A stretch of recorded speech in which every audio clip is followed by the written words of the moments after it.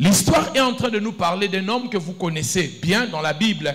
L'apôtre Paul, c'est celui qui a écrit la moitié du Nouveau Testament. C'est un homme qui autrefois était celui qui persécutait l'Église. Il persécutait l'Église par ignorance. Et cet homme a fait beaucoup de mal à l'Église. Le Seigneur rencontre cet homme et quand il le rencontre, il lui dit que tu dois souffrir à cause de mon nom. Le Seigneur lui dit, je t'appelle pour prêcher les enfants d'Israël, prêcher les nations, et puis tu vas aller prêcher le roi. Parce que si vous êtes un bon lecteur de la Bible, Jésus avait dit à ses disciples dans Acte 1, vous recevrez la puissance et la puissance du Saint-Esprit, vous deviendrez mes témoins dans Jérusalem, Samarie, la Judée, Samarie et aux extrémités de la terre. Mais si vous lisez bien la Bible, vous remarquerez que les apôtres n'ont pas pu aller aux extrémités de la terre.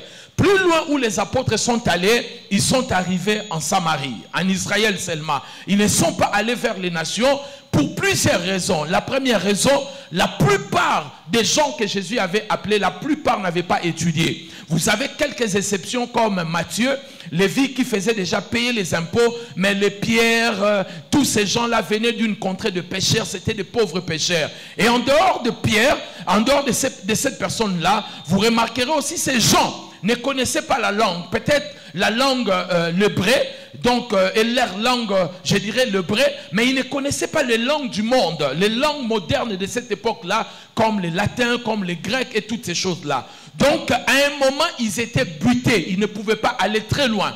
Il fallait un homme qui était polyglotte, un homme qui parlait plusieurs langues, un homme qui avait une grande culture comme Paul. Et Dieu n'appelle pas seulement des idiots, Dieu appelle aussi des gens intelligents. C'est pour cela, lorsque vous lisez dans la Bible, vous verrez des gens comme des Luc médecins, de Paul qui étaient des gens intelligents. Paul était tellement intelligent, il a écrit sur beaucoup de choses. Il a écrit sur le sport. Il parle d'un athlète n'est pas couronné s'il ne court pas selon les règles. Il parle pas seulement d'athlètes, il parle même des sportifs. Il parle même des philosophes, comme l'un de vos philosophes a dit. C'était un homme, un érudit, un savant, un homme intelligent, Paul. Et Jésus va appeler cet homme. Lorsqu'il l'appelle, il lui dit, je te donne la mission. Tu vas me servir et voici ce qui va se faire dans ta vie. Parmi les prérogatives de tes missions, voici ce que tu vas faire pour moi. Tu vas rencontrer le roi. Parce qu'un esclave ne peut pas parler à un roi. Écoutez bien, Dieu, s'il veut t'envoyer dans une mission, il va te préparer. Je fais une publication, vous n'êtes pas en retard, mais vous êtes en train d'être préparé. On n'est pas en retard parce que Dieu n'est pas en retard. Ce que nous appelons retard, Dieu appelle cela la préparation. Dieu est en train de te préparer, tu n'es pas en retard. Il te prépare et tu vas arriver. Laissez les gens qui sont partis avant toi, car ils n'arriveront pas avant toi. Quelqu'un m'a dit amen bien. La course de la vie n'est pas une course de la vitesse, mais de l'endurance. Il y a des gens qui ont commencé à courir vite. À un moment, ils se sont fatigués. Mais il faut être endurant dans la vie en sachant que Dieu est en train de faire un travail dans ma vie. Je sens que quelqu'un est en train de finir sa préparation dans cette église. Donne-moi un bon amen. Et quand Dieu appelle Paul, Paul est incompris. Personne ne veut s'approcher de lui. Il ne faisait que tuer les gens. Il ne faisait que tuer les gens. Et les gens avaient peur de Paul. Ils ont commencé à le critiquer. Et Paul sera critiqué plusieurs fois. Il n'est pas seulement critiqué par ses propres frères les juifs. Il est critiqué même dans des tribunaux. On l'accuse de beaucoup de choses. Je vais ouvrir une parenthèse et la fermer très rapidement pour vous expliquer quelque chose avant d'aller dans la profondeur de mon message. Je vais parler très rapidement de critique.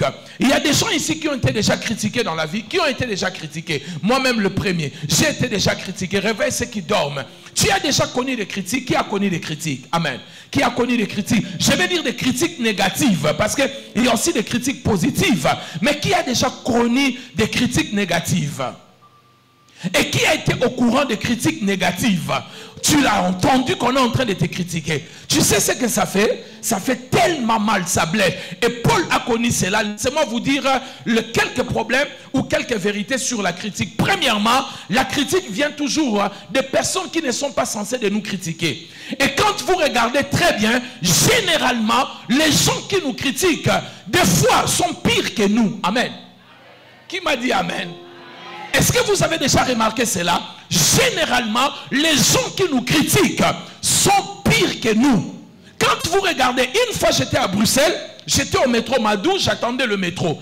Et il y avait deux femmes congolaises à côté de moi en train de critiquer. Eh, vraiment, il y a ça, tala mounene. Moi aussi, mounene, vraiment. Vous savez, je venais de me rendre acheter un livre et je lisais. Donc, mon attention était sur ce que je lisais. Mais j'ai entendu tellement des insultes et des critiques. À un moment, je me suis dit, je vais voir les gens qui sont en train de critiquer. Bandeko. Quand je lève la tête pour regarder, Moutaza m'a critiqué. Elle-même, elle était là. Nabi, mais si elle est là, Moutaza a critiqué à Rosala, what? Premier point par rapport aux critiques. Les gens qui nous critiquent, des fois, font pire que nous. Ou des fois, ils sont eux-mêmes dans le même problème. La Bible dit ceci, le péché de certaines personnes sont connus, d'autres sont voilés. Il y a des gens qui nous critiquent parce qu'on ne les a pas encore attrapés dans la même chose. Amen. Première des choses, mes amis, c'est les gens qui nous critiquent, des fois ne sont pas qualifiés de nous critiquer. Deuxième des choses, par rapport aux gens qui nous critiquent, les critiques viennent souvent au mauvais moment. Je ne sais pas si vous avez remarqué cela. Généralement, quand les critiques arrivent, ça arrive seulement au moment où tu es plus bas. Au moment où rien ne va dans ta vie. Au moment où tu as besoin de l'aide. Au moment où tu as besoin qu'on te relève. C'est en ce moment-là que tu vas entendre quelqu'un arriver. Et il paraît vraiment, le pasteur a dit que toi tu as quitté l'église pour que. Donc ça veut dire que tu n'as pas encore résolu ton premier problème. Un autre problème va s'ajouter jusqu'à ce que ça va te détruire. Amen. Troisième des choses, quand on vous critique, restez dans la vérité. On ne maquille pas la vérité. Si vous vous reprochez de quelque chose, demandez pardon et réparez. Vous savez, la vérité, elle sort facilement et librement. Si on vous pose la question, vous venez d'où? Amen. Vous serez là, si vous êtes sincère, vous direz, je viens de tel endroit. Mais c'est lorsque tu ne viens pas de cet endroit que tu vas commencer. Tu viens d'où? Bouchon. Mais on ne t'a pas demandé si tu es dans le bouchon.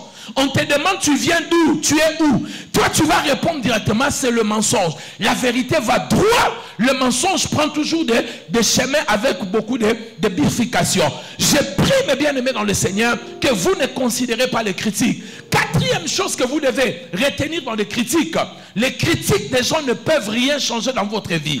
Retenez ce que je vais vous dire. Si vous arrêtez de faire ce que vous faites, les gens qui vous critiquent n'ajouteront rien dans votre vie. Hollandi, si tu arrêtes les choses parce que les gens sont en train de dire, et ces gens-là, quand tu arrêteras, ils n'ajouteront rien dans ta vie. Cinquièmement, la plus grande délivrance que tu peux obtenir dans ta vie, c'est être délivré des opinions des gens. Les opinions des gens ne peuvent rien changer dans ta vie. Laissez-les parler, c'est leur bouche.